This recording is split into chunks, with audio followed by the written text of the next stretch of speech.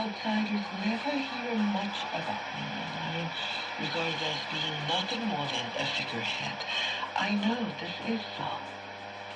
Whenever they ask you about me in the future, just explain to them exactly what my position here is.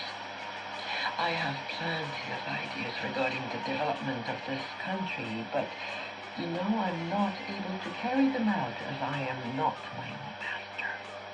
I don't think the Empress Dowager herself has sufficient power to alter the state of things exactly in China at present.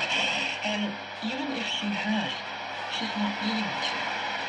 I'm afraid it will be a long time before anything can be done towards reform. The Emperor went on to say how nice it would be if he were allowed to travel about from place to place, same as the European monarchs. But of course, such a thing was out of the question for him. I told him that several princesses had expressed a wish to visit the St. Louis exposition, and said I thought it would be a good thing if that could be arranged, as they would see for themselves the difference between their own country and customs and foreign countries and customs. The Emperor expressed doubts as to this permission being granted, as such a thing had never been heard of before. We talked for quite a long time, mostly about foreign customs, and the Emperor remarked that he would very much like to visit Europe and see for himself how things were carried on there. Just then, one of my eunuchs came and said that Her Majesty was awake, so I had to hurry off to her room. We now arrive at the 10th moon. The first day it snowed, and the head eunuch inquired of Her Majesty whether it was her intention to celebrate her birthday at the summer palace. As previously explained, the summer palace was Her Majesty's favorite place of abode. So she replied in the affirmative, and arrangements were accordingly made for the celebration to be held there as usual. The head eunuch then brought Her Majesty a list giving the names and ranks of all the princesses and the names of the wives and daughters of the Manchu officials, and she selected those whom she wished to be present at the celebration. On this occasion, she selected 45 ladies who were duly informed that she desired their presence at the palace. I was standing behind Her Majesty's chair all this time, and she turned and said, "Usually I do not ask many people to my birthday celebrations, but on this occasion I have made an exception, as I want you to see the way they dress and how ignorant they are of court etiquette." The celebration commenced on the 6th day of the 10th moon. Miss Crow, having returned to the American legation in Peking for the time being, my mother, my sister, and myself went back to the palace again. Early on the morning of the 6th, the eunuchs decorated the verandas with different colored silks and hung lanterns all over the place and amongst the trees. At about 7 o'clock in the morning, the visitors began to arrive, and I quite agreed with what Her Majesty had told me about them. The eunuchs introduced them to all the court ladies, but they seemed to have very little to say, appearing very shy. We were then conducted to the waiting room, but there were so many of them that we court ladies had to stand outside on the veranda. Some of them were very expensively dressed, but their colors were, for the most part, very old-fashioned, and their manners very awkward. We watched them for quite a while, and then went off to report to Her Majesty. On such occasions as this, Her Majesty was generally in pretty good spirits. She commenced asking us a lot of questions. Amongst other things, she asked whether we had noticed an elderly lady among the visitors dressed as a bride. She explained that this lady was the only Manchu lady present who was married to attorney's official and had been invited because of her previous connection with the court. Her Majesty said she had never seen her herself, but understood that she was a very pleasing woman. We had not noticed such a person and suggested that perhaps she had not yet arrived. Her Majesty dressed very quickly, and as soon as she was ready, she came into the hall where the head eunuch brought in the visitors and presented them to Her Majesty. We court ladies were all standing in a row behind the throne. As they came in, some kowtowed, others courtesied, while others did not do anything at all. In fact, nobody appeared to know what to do with herself. Her Majesty spoke a few words of welcome and thanked them for the presents they had sent her. I would like to say here that, contrary to the general idea which exists, Her Majesty always expressed her thanks for any present or service rendered, no matter how insignificant.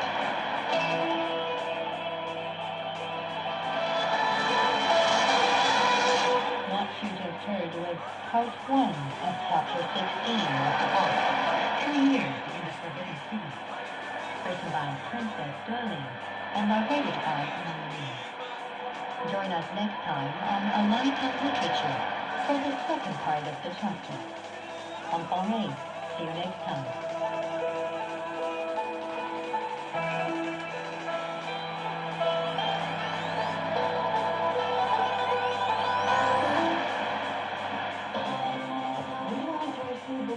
News updates about China and the rest of the world. Tune in to the Beijing Hour every weekday to the latest in politics, business, sports, and entertainment from China's perspective. Subscribe to the Beijing Hour for free on Apple Podcasts, Spotify, or wherever you get your favorite content.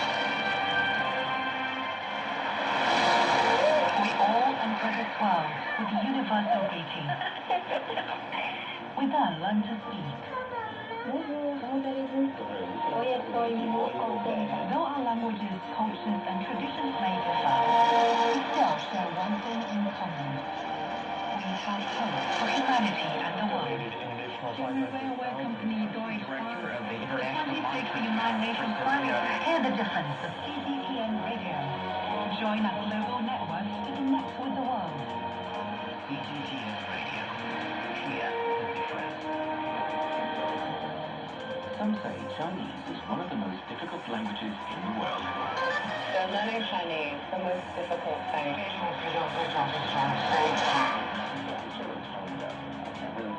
I think the cultural mindset is the biggest complication for grammar. Take away Chinese, so you can take some Chinese away and experience progress day by day. Online, on air, and on your phone. Take today wherever you go and stay ahead of what's changing our world. From politics and the economy to business and technology. Today covers regional and international issues. The world. Keep up to date with today.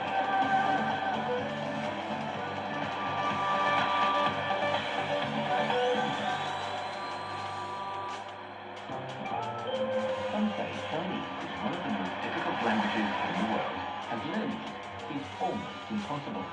So learning Chinese, the most difficult thing. I can't really hear them. I think the cultural mindset is the biggest complication for grammar.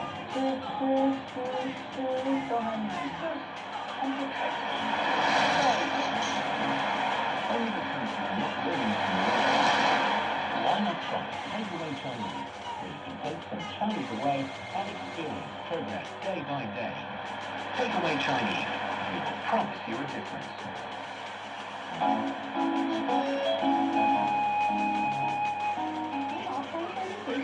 Welcome to Take Away Chinese. Today, Georgia. Hello, Georgia. Hello everyone. I hope everyone is having a great day. It's another wish that we'll always have for everybody, and hopefully you're having a good meal. Chinese.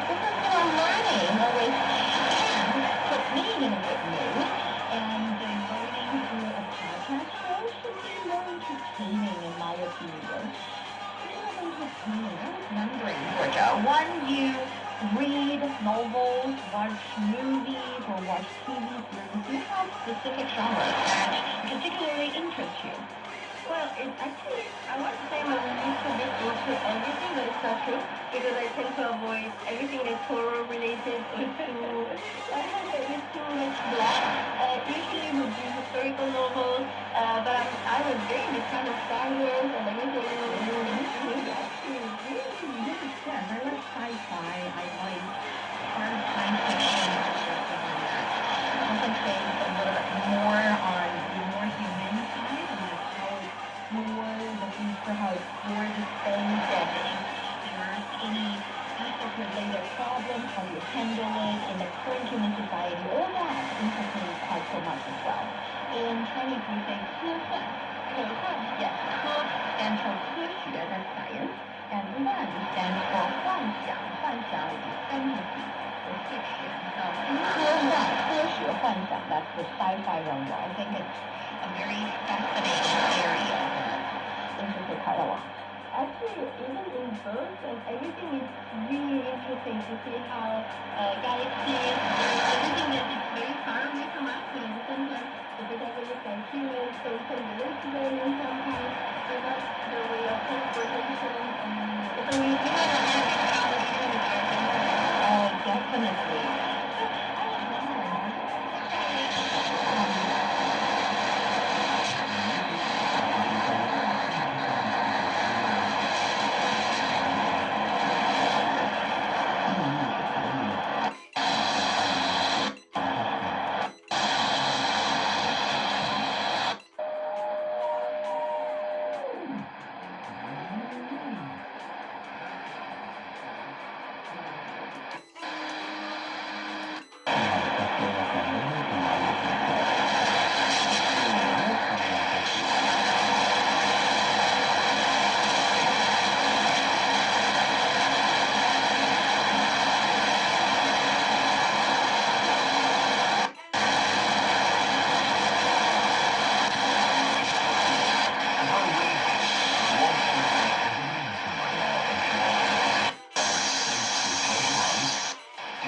And just listen. Picture in your mind what it says. Now I saw a new friend. There was a new one. The also, there was no more sleep. Then on, gone.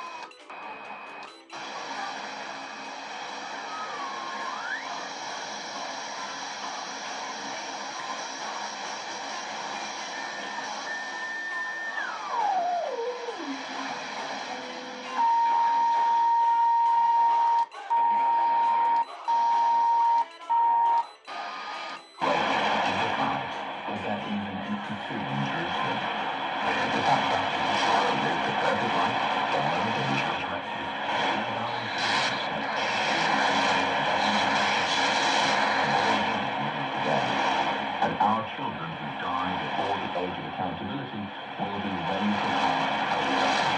Amen.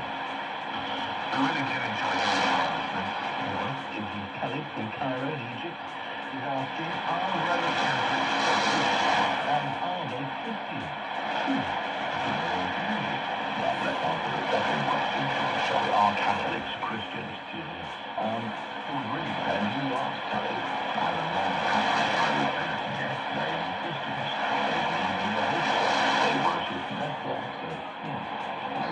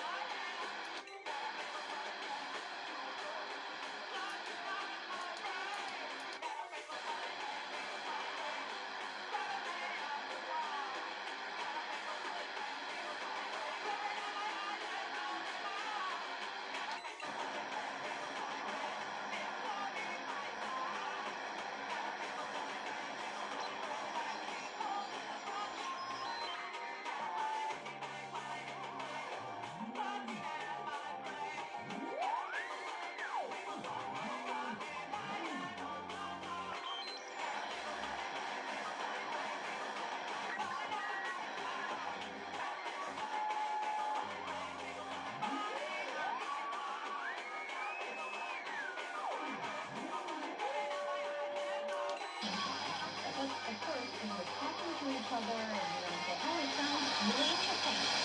听起来 so still it depends on the context. Yes, translate just talking. There's nothing to yet, so it is. And 很 very 遥远 fairly distant. Actually, both characters and carry the meaning of far away, and you can see these characters in other words with these kind of connotations as well. For example, remote control would be a 遥控器. So 遥 is like from a certain distance, remotely. 控制 control, 器 machine. So a machine that can help you to control something remotely, that would be a remote control. So, Oh yeah, makes perfect sense. yeah. So that's why I say one of a little bit foundation of Chinese once you started to understand the different meanings of characters, different forms. Clear because they all relate to each other. Yeah, maybe in the beginning is the hardest for non-Chinese people to get to know the characters. I wouldn't say makes sense, but it starts to make sense and it's just enjoying. Yes. So both 遥 and 远 mean far away, distant, and 遥远 distant. And like in the sentence, yes, when we talk about 遥远, it can be in a distant place or a distant future. So it can be used both in terms of space and time. So yeah, most of the names are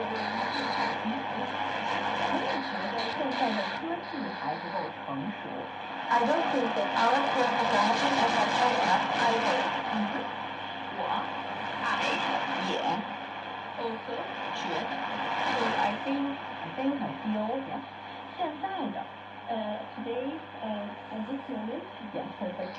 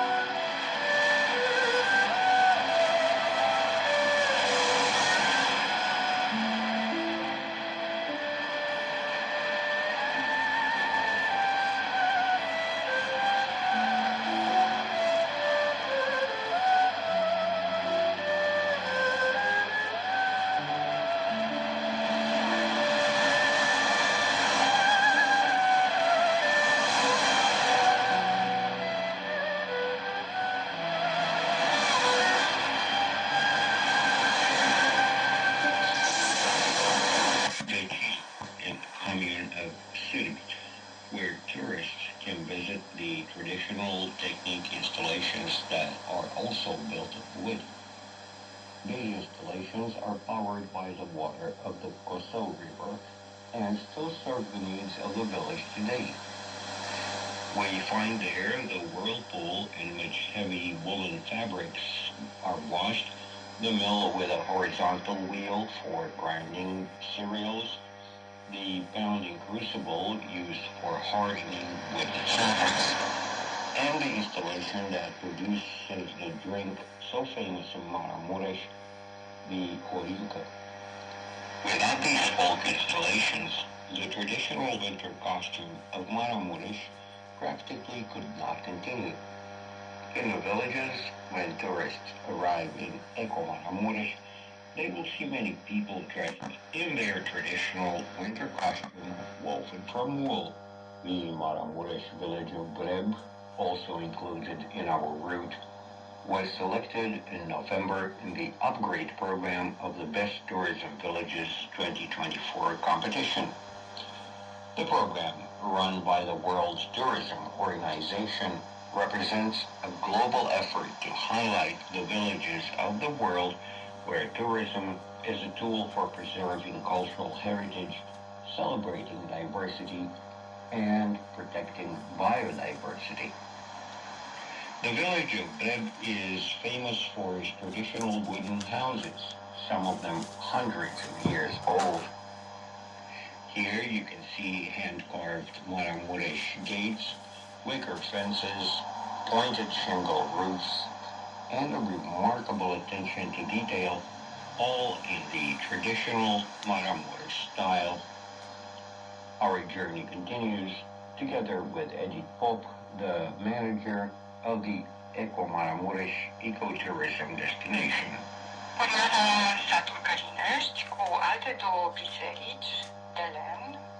Next is a commune of Kalinesh with two other wooden churches, the church in Cayenne and the church in Susan, after which we go to the famous Breb, the village that built its fame on tradition and culture. Here we can visit the old church and many traditional wooden peasant households. We will see many houses here. In addition, we can also visit the craftsmen, those who make the tradition and culture of wood continue. There are many craftsmen even today in the villages of Eco Maramuresh. Then the last destination, the last locality, Desecht, where we visit the UNESCO Monument Church. You've been listening to Traveler's Guide.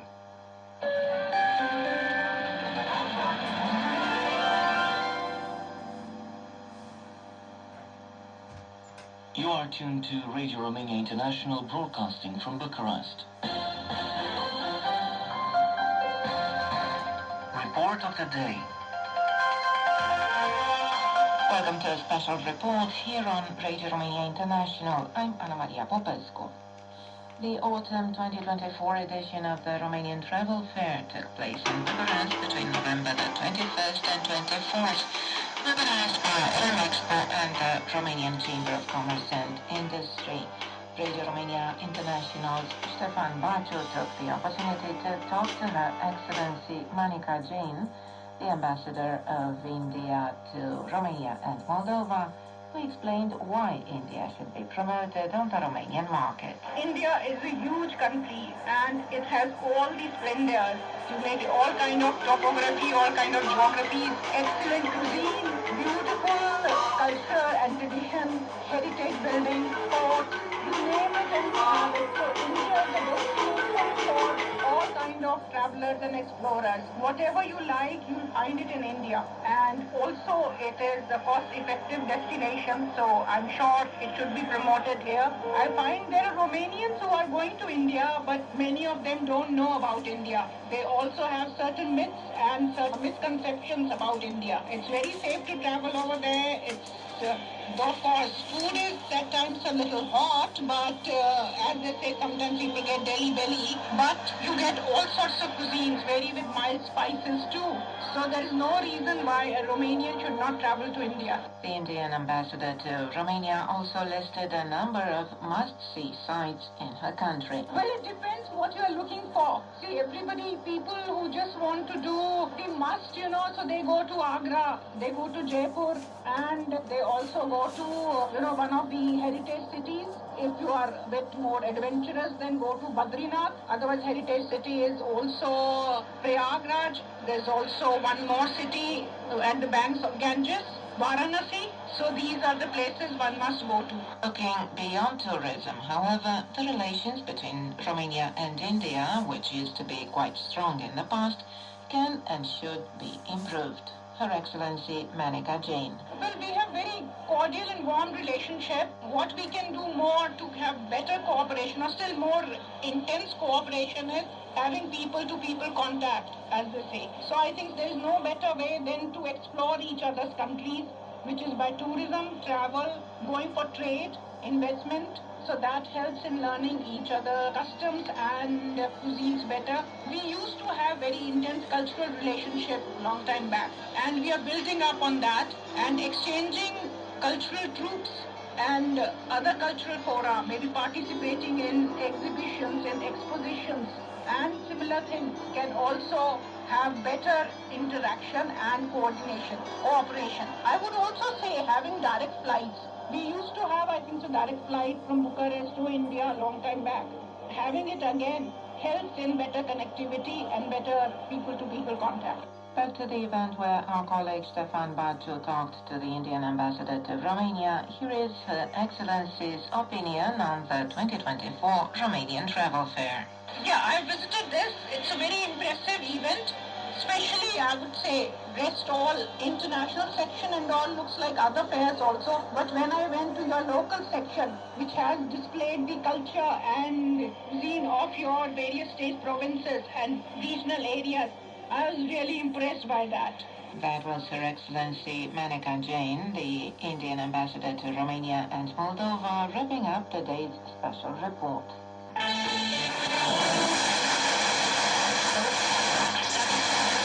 You're listening to the Boy News. I'm Emma Lynn reporting.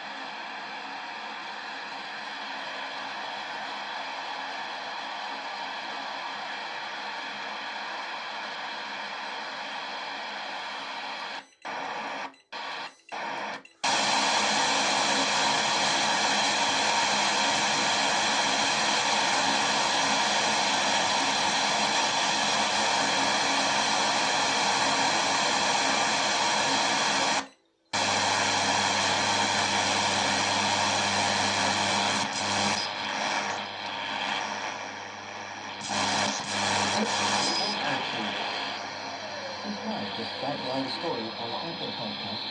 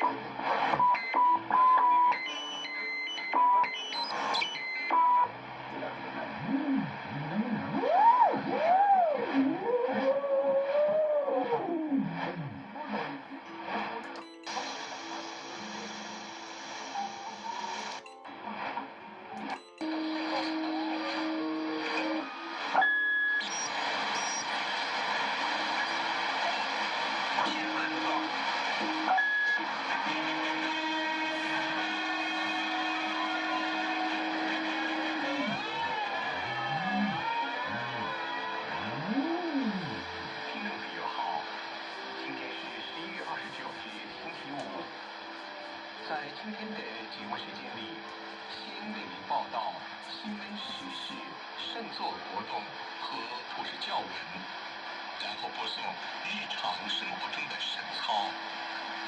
节目介绍完了，先请收听新闻报道。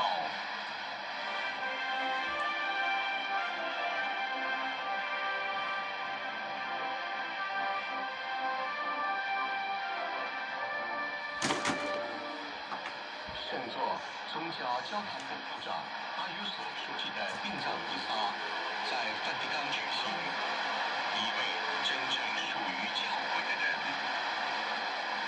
教宗方济各表示，教会努力巩固家庭与婚姻的友善关系。科尔克斯神父救出纳粹囚犯的沉默的殉道者。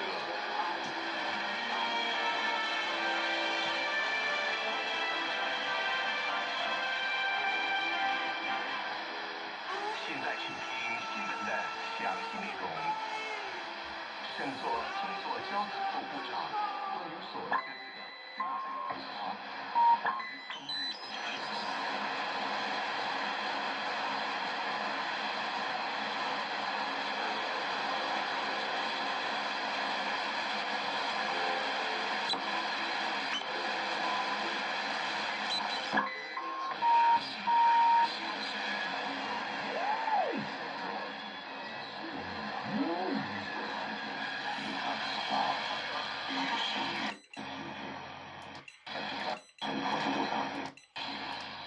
由书记团团长雷书记